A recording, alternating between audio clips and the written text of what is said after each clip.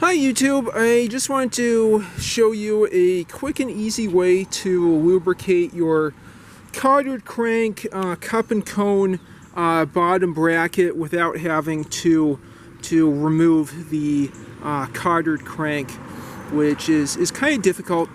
But if you've watched my channel for a while, you've seen I've had a number of updates about this Raleigh 20. I talked about all the modifications I did, installing those nice bar ends, the chrome fenders in the rack, and how to overhaul a cottered crank cup and cone bottom bracket. In prior videos I showed you with a $20 ball joint separator from eBay.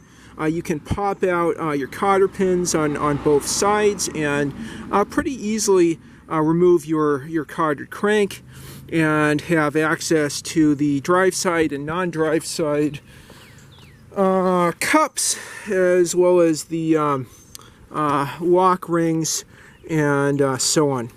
Yeah, I just wanted to give you some shades so you can see that cute little Raleigh R-head cotter pin nut. That's the words I'm going for.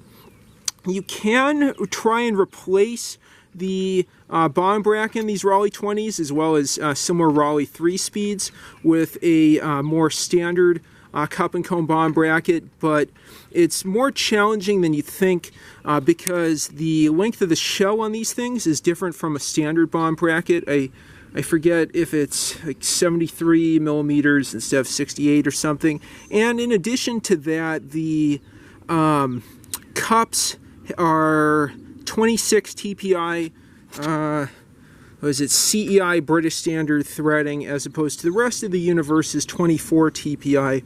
So you also have to go through and re-tap the shell, which is doable. You know, I've seen a lot of people do that, but kind of challenging. And honestly, once I had found that ball joint separator instead of more expensive and rare cotter pin removal tool, I thought, why not just keep this original bottom bracket? I've heard stories of people who ride these on the beaches of the UK and don't have any pitting even after getting tons of sand in their bottom bracket. This is just really an amazing bicycle, a pretty hefty one, but unbelievably reliable and well made. I follow a lot of cyclists in the UK who have these. They tell me about how they just pull this out of a skip and then refurbish the thing, re-lube and grease the hubs, and just have them go for 100, 200, 300 kilometer journeys across the UK and elsewhere. Just incredible bikes. I think these will live forever, along with lichen and cockroaches. Just truly everlasting pieces of equipment. But anyhow, that spiel done, I'll tell you a simpler way you can re-lube your bottom bracket, not really repack it. These Raleigh 20s had open tube seat posts. I've replaced the original with a longer one, just since I'm 5'10", and the original seat post was kind of short. I think this is a 400 millimeter or something, or bottom bracket seat post, and you can see it's still open there. So what you could do if you're a ingenious child of the 60s and 70s is just pour some mud or oil down your seat post. It would continue going down the seat tube and then end up in the bottom bracket. If there was a cutaway right down there where I'm pointing. Let me get some shades so you can see that a little bit better. And apparently this worked quite well for a lot of people. The motor oil would mix with the grease and loosen up the hardened grease, and you could go for years just with a bit of motor oil poured down the seat tube. Thinking about this got me into a rather funny discussion at Rockville Bike Hub about what happens when you have greasy White Castle burgers.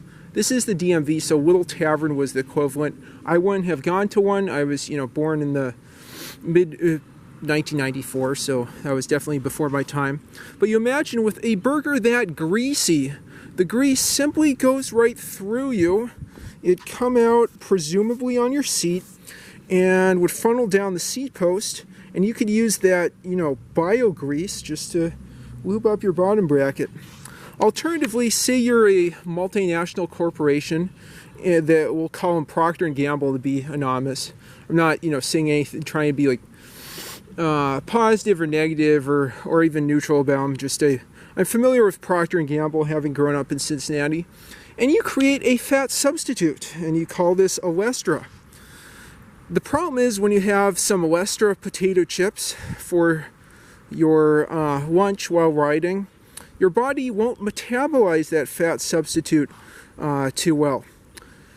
Never fear though, because that unmetabolized fat substitute will go down your seat post and down your seat tube into your bottom bracket.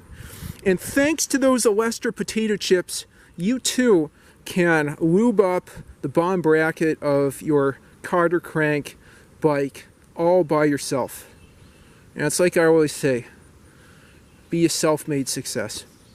Anyway, so hopefully that was entertaining. Don't do the previous two things I mentioned. The one before it about, you know, pouring motor oil down the seat post has worked for people. And that's just, you know, a nice simple option for lubing up the bottom brackets of your cottered crank bikes if you don't want to get a ball joint separator for 20 bucks or for 200 bucks a cotter pin removal tool and overhaul the whole bottom bracket, repacking the bearings in there.